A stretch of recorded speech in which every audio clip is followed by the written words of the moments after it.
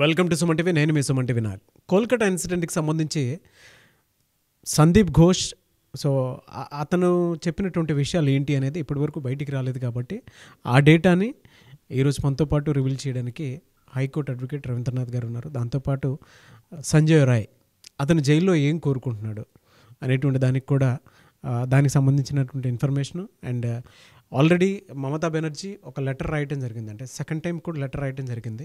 దానిపైన first time Modi గారు కూడా స్పందించడం జరిగింది. ఆ డేటా ఏంటి అనేది ఈరోజు మనతో పాటు రవీంద్రనాథ్ గారు మాట్లాడడానికి తెలుసుకుందాం. Hello sir. హాయ్ అండి నాగరాజ్ గారు. సార్, జస్టిస్ అనేటువంటి పాయింట్లోకి వచ్చేటప్పటికి ఈ విషయంలో కొన్ని విషయాలు బయటకు వస్తున్నాయి, కొన్ని విషయాలు బయటికి రావటం లేదు. కోర్ట్ ట్రయల్స్లో ఉన్నాయి, జ్యుడిషియల్ కస్టడీలో వాళ్ళు ఉన్నారు, అతను జైల్లో ఉన్నాడు.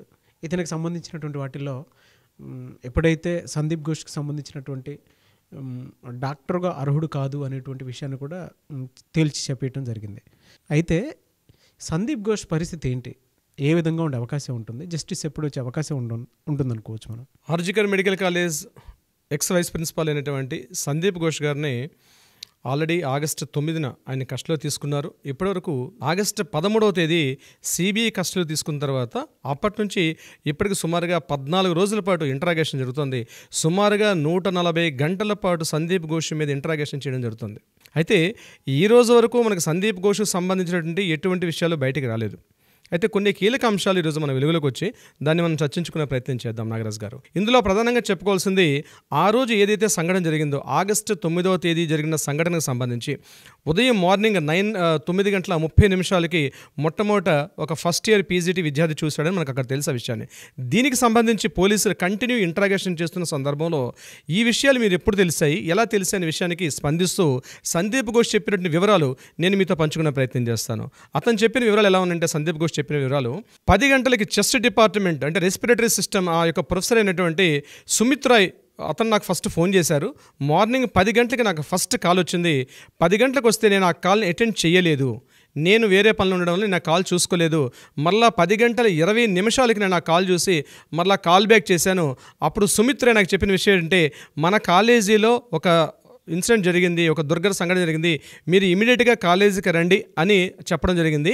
నేను హుటాహుటి నా 10:20 నాకు ఫస్ట్ కాల్ వచ్చింది. నేను అక్కడ నుంచి నేను అన్ని కంప్లీట్ చేసుకొని నేను వెళ్ళేసరికి 11 గంటలైంది. 11 o'clock నేను ఫస్ట్ కాలేజీకి అటెండ్ అయ్యాను అని చెప్పడం జరిగింది. అయితే ఉదయం 9:30 నుంచి 11 గంటల వరకు మీరు ఎక్కడున్నారు, ఎవరెవరితో మాట్లాడిన విషయాల మీద కూడా సిబిఐ పూర్తిగా ఇంట్రాగేషన్ చేసింది. అయితే సిబిఐ ఇంట్రాగేషన్లో తను చెప్పింది ఏంటంటే నాకు తెలిసిన యాజ్ ఏ ప్రిన్సిపల్గా నేను అక్కడికి వెళ్ళిన తర్వాత నేను ఏం మాట్లాడాను అన్న విషయం మీద ఈ విషయం 9:30 ఫస్ట్ ఇయర్ స్టూడెంట్ చూశాడని నాకు తెలిసింది. తర్వాత ఇమ్మీడియట్గా అవుట్ పోస్ట్కి ఇన్ఫార్మ్ చేయడం జరిగింది, అంటే కాలేజ్ బయట ఉన్నటువంటి అవుట్ పోస్ట్కి ఇన్ఫార్మ్ చేయడం జరిగింది. 9:35 చెప్పడం జరిగింది. 9:40 అవుట్ పోస్ట్లో ఉండే పోలీసు అందరూ కూడా ఈ సంఘటన స్థలాన్ని చేరుకున్నారు. నాకు తెలిసిన ఇన్ఫర్మేషన్ చెప్తున్నాడు ఆయన. 9:40 పోలీసులు అక్కడ చేరుకున్నారని. 9:40 చేరుకున్నాక అవుట్ పోస్ట్ నుంచి మా ఓసీ అంటే అవుట్ పోస్ట్ అక్కడ ఆఫీసర్ ఇమీడియట్గా లోకల్ పోలీస్ స్టేషన్ అంటే తలా పోలీస్ స్టేషన్కి ఇన్ఫార్మ్ చేశారు. వాళ్ళకి 10:02 ఈ కాల్ వెళ్ళింది. అక్కడ పోలీస్ స్టేషన్లో రికార్డ్స్ ప్రకారం GDI అంటారు, జనరల్ డైరీ ఇన్ఫర్మేషన్ 542 అనే సంఖ్య. ఇప్పుడు మనకి ఎలా అయితే ఇక్కడ 100 నెంబర్ ఎలా ఉంటుందో పోలీస్కి మనం ఎలా కాల్ చేస్తామో వెస్ట్ బెంగాల్లో ఫస్ట్ పోలీస్ స్టేషన్కి వచ్చే ఇన్ఫర్మేషన్ని GDI డైరీలో రాస్తారు, అంటే general information diary, general diary information అంటారు, లేదా జనరల్ ఇన్ఫర్మేషన్ డైరీ అంటారు, జనరల్ డైరీ ఇన్ఫర్మేషన్ అంటారు. అంటే ఫస్ట్ నమోదైనటువంటి నెంబర్ అది 542గా ఆ సంఖ్య నమోదైంది. అది మాకు 10:03 చేరుకుంది అని వాళ్ళు చెప్పడం జరిగింది. నేను వెళ్ళేసరికి 11 గంటలైంది అని సందీప్ ఘోష్ వివరించడం జరిగింది. అయితే ఇక్కడ సిబిఐ వాళ్ళు చెప్తున్న ఇన్ఫర్మేషన్ ఏంటంటే ఈ మధ్యలో అంటే మీకన్నా పోలీసులు ముందు వెళ్ళారు, పోలీసులు వెళ్ళే సమయానికి మీరు వెళ్ళే సమయానికి ఎందుకు ఎంత గ్యాప్ ఉంది, అంటే మీరు కావాలని చేశారా లేకపోతే మీకు తెలిసిన ఇన్ఫర్మేషన్ మీరు ఈ మీన్వేల్ మీరు ఎవరెవరికి కాల్స్ చేసిన విషయం మీద కూడా చాలా సందర్భాల్లో ఇంటరాగేషన్ జరుగుతున్నాయి. అయితే ఇక్కడ అంటే ఏది తనకి ఇన్ఫర్మేషన్ వచ్చిన 10:20 నుంచి 11 గంటల వరకు మధ్య 40 నిమిషాల్లో ఎవరెవరికి కాల్స్ చేశారు, ఆల్రెడీ పోలీసులు వస్తున్నారని తెలిసి కూడా వాంటెడ్లీ 40 నిమిషాలు లేటుగా ఎందుకు వెళ్ళారనే విషయం మీద ఇతను రకరకాల కథనాలు వినిపిస్తున్న ఉద్దేశంతో ఇతన్ని పాలిగ్రాఫ్ టెస్ట్ చేయడం జరిగింది. అయితే ఇతను చెప్పుతున్నటువంటి అసంబద్ధమైనటువంటి సమాధానాలు పోలీస్ ఇంటరాగేషన్లు సిబిఐ వాళ్ళు సంతృప్తి చెందక, ఎందుకంటే ఇదే టైంలో ఉన్నటువంటి ఆ పీజీటీ విద్యార్థులు ఇంటరాగేట్ చేశారు. అక్కడ ఉన్నటువంటి ఎవరైతే పోలీసులు ఆ ప్లేస్కి రీచ్ అయ్యారో వాళ్ళని, అదేవిధంగా ఏఎస్ఐ ఎవరైతే ఈ నిన్న ముందు రోజు ఉన్నటువంటి అక్కడ ఏఎస్ఐ, వీళ్ళందరూ ఇంటరాగేషన్స్ చేస్తుంటే ఆ సందర్భంలో సందీప్ ఘోష్ చెప్తున్నటువంటి డీటెయిల్స్ ఏవైతే మిస్ మ్యాచింగ్ ఉన్నాయి. కాబట్టి ఈరోజు సిబిఐ వాళ్ళు చెప్పింది ఏంటంటే మరొకసారి ఆయన ఇంటరాగేట్ చేయాల్సిన అవసరం ఉంది, మరొకసారి ఆయనకి పాలిగ్రాఫ్ టెస్ట్ చేయాల్సిన అవసరం ఉందని, సుమారుగా వీలైతే ఇంకొక 2-3 సార్లు కూడా చేస్తామని చెప్పడం జరిగింది సిబిఐ నుంచి ఆఫీసర్స్ రిలీజ్ చేసినటువంటి నోట్లో దీనికి సంబంధించి. అయితే ఇక్కడ సందీప్ ఘోష్ ఇంకొకటి ఏంటంటే ఆర్థిక అవకతవకలు కూడా పాల్పడ్డాడు. ఆయన కొన్ని అక్రమాస్తులు కలిగి ఉండడం విషయం అయితేనేమి, మానస బందోపాధ్యాయ ఇప్పుడు ఆయన ప్లేస్లో జాయిన్ అయిన కొత్త ప్రిన్సిపాల్ మానస బందోపాధ్యాయ కూడా ఎగ్జిస్టింగ్ సందీప్ ఘోష్ వర్క్ చేస్తున్న టైంలో ఉన్నటువంటి టోటల్ ఫైల్స్ ఇప్పటికీ సిబిఐ వాళ్ళు ఇదే కాలేజీకి 5-6 సార్లు, ఇప్పుడు ఈరోజు కూడా 4 సార్లు వెళ్ళడం జరిగింది. అంటే ఈయన వర్కింగ్ చేస్తున్న సమయంలో ఎటువంటి ఆర్థిక అవకతవకలు పాల్పడ్డని విషయం మీద టోటల్ ఫైల్స్ అన్నీ కూడా సిబిఐ ఆఫీస్కి హ్యాండ్ ఓవర్ చేయడం జరిగింది. మానస బందోపాధ్యాయ ప్రెసిడెంట్, అతను ప్రిన్సిపాల్గా వర్క్ చేస్తున్నారు ఆ కాలేజీలో. ఓకే. సో ఇక్కడ ఈ కాలేజీకి సంబంధించి ఈయన ఇలా జరుగుతుండగా అక్కడ ఢిల్లీలో జంతర్ మంతర్ దగ్గర the federation of all India medical association Faima వాళ్ళు, ఫైమా నుంచి కొంతమంది అక్కడ ధర్నా ప్రొడక్ట్ చేస్తున్నారు. ఆ ప్రొడక్షన్లో వాళ్ళు కోరుకున్నది కూడా ఇదే, అంటే విక్టిమ్ ఎవరైతే ఉన్నారో ఆమెకు సత్వన్యాయం జరగాలి. అదేవిధంగా ఏదైతే ఒక పెండింగ్ బిల్లు ఉంది, ముఖ్యంగా ఈ హెల్త్ వర్కర్స్ సంబంధించి పార్లమెంట్లో ఒక బిల్లు పెండింగ్లో ఉంది, అంటే వాళ్ళ మీద క్లియర్గా చట్టాలు కానీ సెక్షన్లకు సంబంధించినటువంటి ఒక బిల్లు పెండింగ్లో ఉంది. ఆ బిల్లుని ఇమ్మీడియట్గా ఆచరణలోకి వచ్చే విధంగా చేయమని చెప్పి కూడా ధర్నా చేస్తున్నారు. మరొక పాయింట్ ఏంటంటే NHRC national human rights commission వాళ్ళు కూడా ఎవరైతే ఈ రీసెంట్గా మన జరిగిన నిబ్బన్ ర్యాలీలో ఎవరైతే పార్టిసిపేట్ చేశారో ఒక ఆయన పేరు సాయన్ లహరి, ఆ సాయన్ లహరి మీద ముఖ్యంగా పోలీసులు, అంటే లోకల్ పోలీసులు, ఏదైతే కలకత్తా లోకల్ పోలీసులు ఉన్నటువంటి ఇంట్రాగేషన్ ఉన్నాడు, ఆయన కూడా ఆయన మీద ఎటువంటి బలవంతపు ఒత్తిళ్లు కానీ, ఆయన మీద ఎటువంటి మ్యాన్ హ్యాండ్లింగ్ అంటే కొట్టివేతలకు ఏం చేయొద్దని చెప్పి నిన్న కలకత్తా హైకోర్టు ఇచ్చింది. అట్ ద సేమ్ టైం మరొక 27 మందిని కూడా వాళ్ళు అదుపులో తీసుకున్నారు.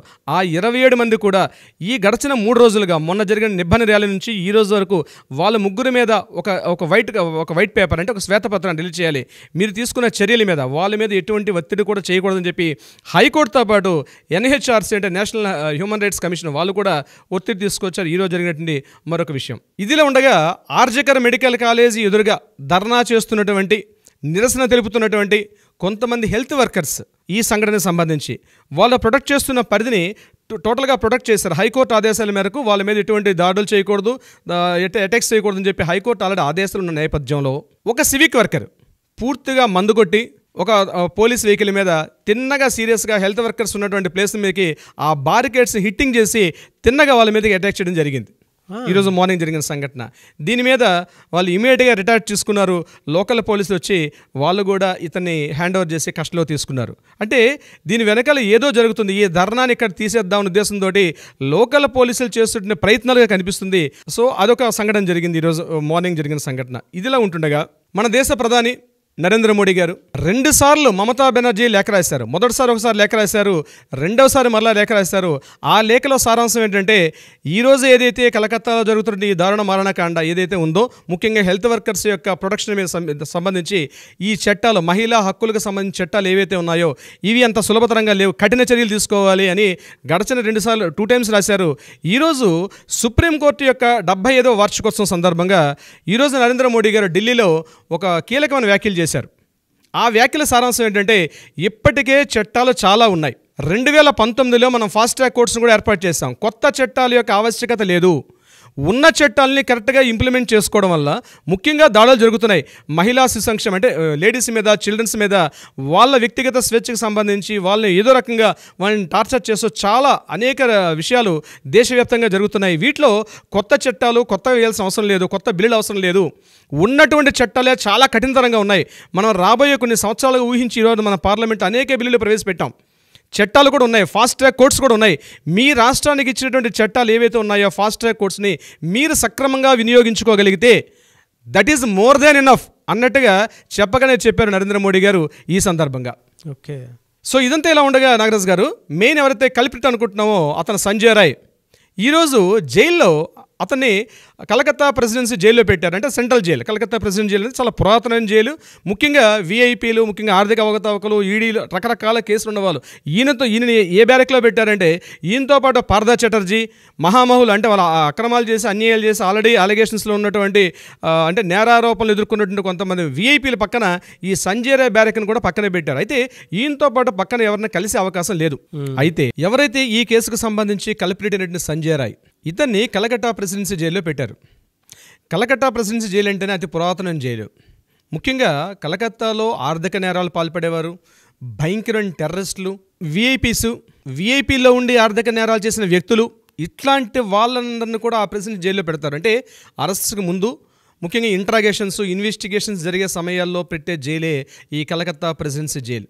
ఆ జైల్లో ఒక కార్నర్లో ఎవరికి టచ్ చేయకుండా, ముఖ్యంగా వీఐపీస్ ఎందుకు చెప్తామంటే అక్కడ ఎవరిని ఆయన టచ్ చేయాలంటే కూడా చాలా దీనిగా ఉంటుంది. అంటే ఇంటరాక్షన్ కానీ కలవడం కానీ చాలా కష్టంగా ఉన్నటువంటి ప్లేస్ అనమాట. ముఖ్యంగా ఈయనతో పాటు పారదా ముఖర్జీ, వీళ్ళందరూ కూడా ఆ రాష్ట్రంలో ఇంతకుముందు గవర్నమెంట్లో ముఖ్యంగా మార్క్సిస్ట్ పార్టీలో అంటే అనేక ఆర్థిక అవకతవకలు కానీ కొన్ని కేసు ఎదుర్కొన్న వ్యక్తులు, పారదా ముఖర్జీ మొదలుకొని చాలామంది ఉన్నారు. వాళ్ళందరూ బ్యారెక్స్ పక్కన ఈయనకి పెట్టడం జరిగింది ఈ యొక్క సంజయ్ రాయ్ని. ఎందుకంటే ఇది దేశం యావత్తు కూడా అట్టుడికిపోతున్నటువంటి ఒక సామాజిక సమస్య. ఇది దేశం యావత్తు అట్టుడికిపోతున్నటువంటి ఒక సామాజిక క్రిమినల్ వీడు, ఒక కల్ప్రిట్. బహుశా కల్ప్రిట్ సామాజిక చీడపురుగు అని చెప్పొచ్చు. ముఖ్యంగా ఒక పోలీస్ వ్యవస్థలో పనిచేస్తూ ఒక సివిక్ వర్కర్గా పనిచేస్తూ 10 మందికి ఆదర్శంగా ఉండాల్సిన వ్యక్తి అత్యంత దారుణంగా ఒక క్రూర మృగం, అంత దారుణమైన వ్యక్తి అతన్ని పోలీసులు ఇంటరాగేట్ చేస్తూ ఆ బ్యారెక్లో పెట్టినప్పుడు అక్కడ అతను స్పందించినటువంటి ఏదైతే పోలీసులు నిశ్చేష్లు అయిపోతున్నారు. నిన్న గడిచిన కొద్ది రోజుల నుంచి అతను మాట్లాడుతున్నప్పుడు నాకు ఫుడ్ బాగాలేదని, నాకు సరైన నిద్ర లేదని, నాకు నిద్రపోవడానికి టైం సరిపోవట్లేదు, నాకు మరికొంత సమయం ఇవ్వండి అతను అరచి గగ్గోలు పెడుతుంటే పక్క ఉన్న వాళ్ళు ఈవెన్ దో జైల్లో ఉన్నటువంటి క్రిమినల్స్ కూడా, కరుడు కట్టిన టెర్రరిస్టులు కూడా మాకు జైలు తలుపులు తీసి నా కొడుకుని పొడి చంపేద్దామా అన్నంత ఆవేశపడుతున్నారు నాగరాజు గారు. అటువంటి వ్యక్తి నాకు పోలీసు వచ్చి ఇంటరాగేషన్ చేస్తుంటే నాకు స్లీపింగ్ టైం సరిపోవట్లేదు, మీరు ఇస్తున్న ఫుడ్ నాకు సరిపోవట్లేదు, నాకు ఎగ్ బిర్యానీ కావాలి, నాకు నూడిల్స్ కావాలి, వాటి చేస్తున్న డిమాండ్ ఆ పక్కన ఉన్నటువంటి ఆ జైల్లో ఉన్న క్రిమినల్స్గా అసలు చాలా కోపం వస్తుందట.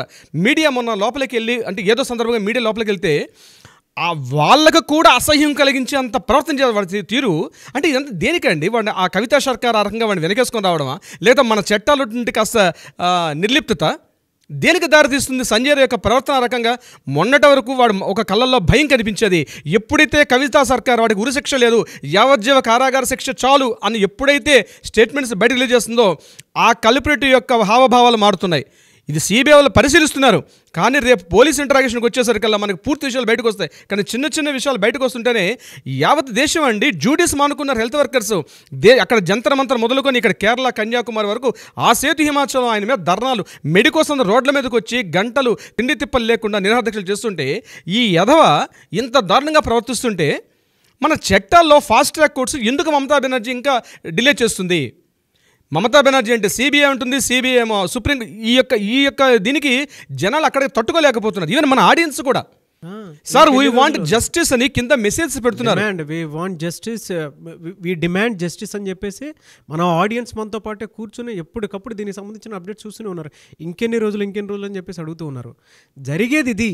దీనికి సంబంధించిన ఒక మంచి కోసం మనతో పాటు వాళ్ళందరూ ఫైట్ చేస్తూనే ఉన్నారు, దాంతోపాటు మనతో పాటు ముందుకు వస్తూనే ఉన్నారు.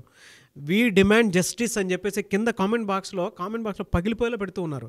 దాంతోపాటు ఇంకెన్ని రోజులు అతను ఉరి తీయకుండా ఇంకెన్ని రోజులు ఉంచుతారు అనేటువంటి దాని మీద కూడా చాలామంది క్వశ్చన్ చేస్తూ ఉన్నారు.